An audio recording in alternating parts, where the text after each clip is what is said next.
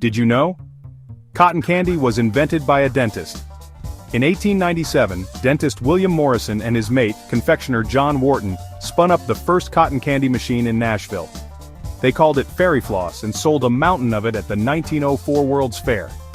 The name cotton candy caught on later, thanks to another dentist. Why dentists? Maybe they fancied a sweet side hustle, or just wanted job security. Either way, next time you enjoy that sugary fluff, thank a dentist. Did you know?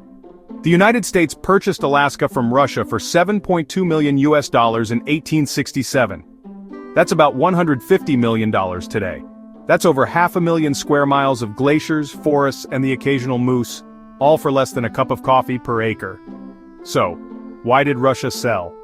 After losing the Crimean War, Russia's wallet was feeling rather thin, and Alaska, remote, expensive to defend, and running out of furry hats, was more trouble than it was worth.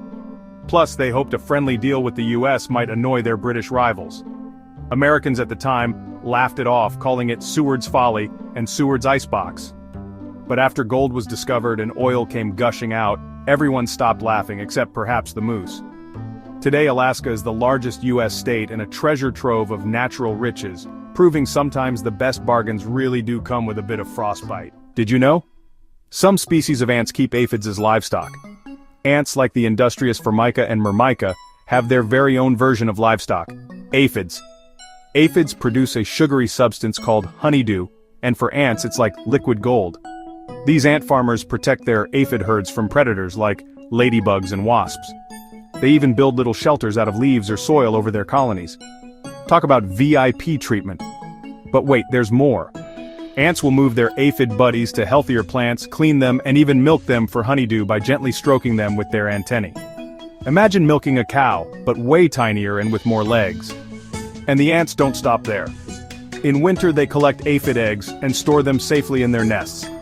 So next time you see an ant, give a nod to nature's tiniest farmers. Did you know? Back in the 90s, the average supermarket offered a selection of around 9,000 products. Today, that number has surged to over 40,000. So, what's behind this avalanche of options? First, we're pickier shoppers. Gluten-free, vegan, organic, keto. Everyone wants something different, and supermarkets are racing to keep up. Plus, health trends and global flavors have us craving everything from sushi kits to quinoa crisps. Then there's convenience. Think ready meals, pre-chopped veggies, and snacks you can eat with one hand while texting with the other. Tech also plays its part. Smarter supply chains and clever data crunching mean stores know exactly what we want, sometimes before we do. And with fierce competition, every supermarket wants to be place you shop. Did you know? Hamsters can have up to 24 babies at a time. Now before you panic and start building bunk beds for your hamsters, don't worry, 24 is the absolute max and it's extremely rare. Most Syrian hamsters have around 6 to 12 pups per litter, and dwarf hamsters usually have even fewer, sometimes just a couple of tiny beans. Litter size depends on the mother's age, health, and even how comfy her nest is. Fun fact, hamsters can get pregnant again almost instantly after giving birth. Talk about zero maternity leave. So, if you've got a pet hamster, give mom lots of peace, good food, and a stress-free zone. After all, raising pups, even if you're hamster-sized, is a big job. Did you know? American Airlines saved thousands of dollars in 1987 by eliminating one olive from each salad served in first class. Sounds nutty, but it's absolutely true. Back in 1987, American Airlines CEO Robert Crandall noticed something odd. Lots of first-class passengers were skipping the olive in their salads. So he crunched the numbers and made a bold move: ditch the olive. Now it wasn't just about the price of the olive itself. By removing one from each salad, the airline shaved off a tiny bit of weight. Across thousands of flights, that meant less fuel and, astonishingly, a savings of $40,000 a year. This olive story became the ultimate business legend. It's a reminder that sometimes, thinking small can lead to big wins. So next time you're eyeing your salad, remember, one olive really can make all the difference. Did you know? The watch made its widespread migration from the pocket to the wrist during World War I. Before World War I, pocket watches ruled the roost, tucked into waistcoat pockets dangling from elegant chains. Wristwatches? Those were mostly dainty little things for ladies, or so everyone thought. Then came the trenches, mud, chaos, and the need to coordinate attacks down to the very minute. Imagine trying to check your pocket watch with one hand on your rifle. Soldiers needed something tougher and faster. Enter the trench watch, a pocket watch with wire lugs, luminous dials, and built for battle. By 1917, wristwatches were standard issue, and returning heroes wore them with pride. Suddenly, the wristwatch wasn't just practical, it was manly, modern, and here to stay. So next time you glance at your wrist, remember, it's a style born in the trenches. Did you know? Japanese police use paintball to mark and identify fleeing vehicles and criminals.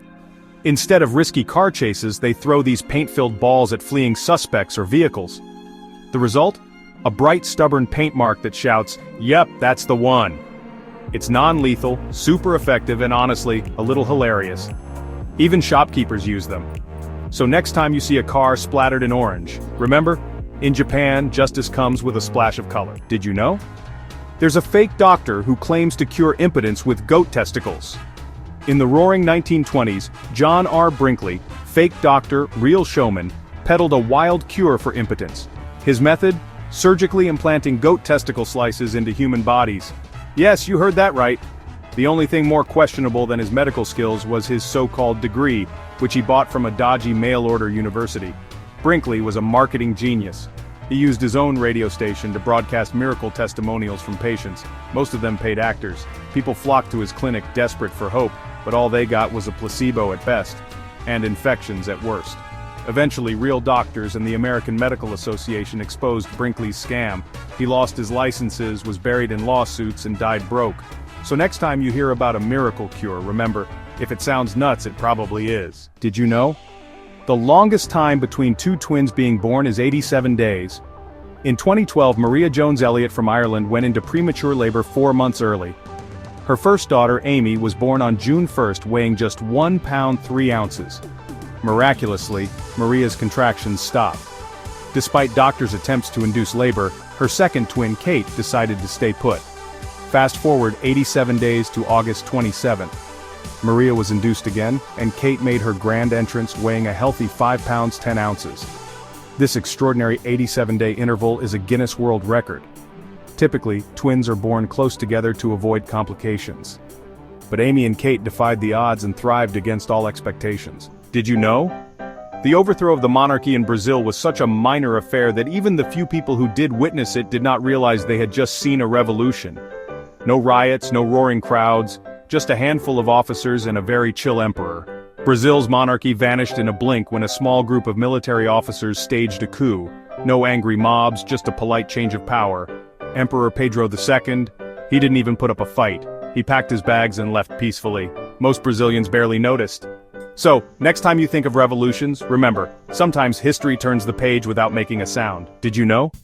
Dion Rich was known as the godfather of gate crashing. He snuck into 35 Super Bowls, 14 Olympics, and even ended up on Sports Illustrated's cover. All without a ticket. His secret? Act like you belong.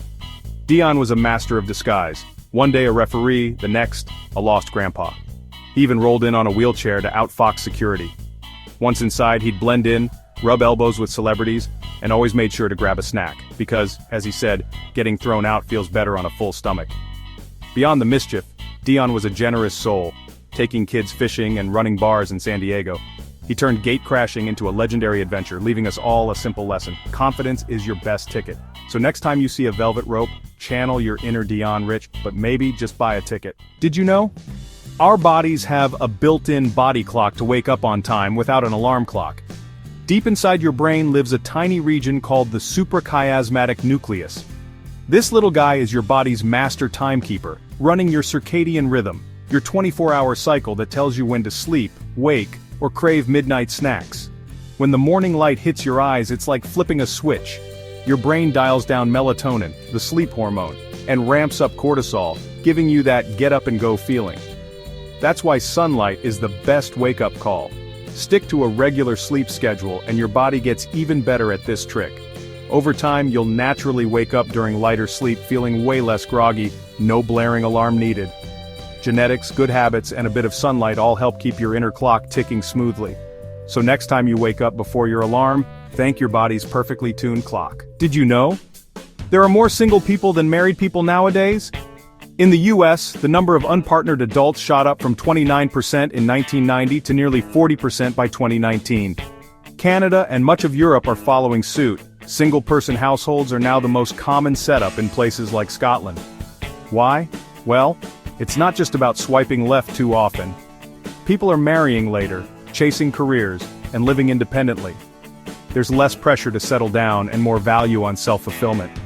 Plus, with technology and urban life making solo living easier, singlehood is now a lifestyle, not a status update. So, next time someone asks why you're single, just tell them you're part of a global trend, making history, one takeaway dinner at a time. Who needs a +1 when you've got freedom and Wi-Fi? Like and subscribe for more fun facts.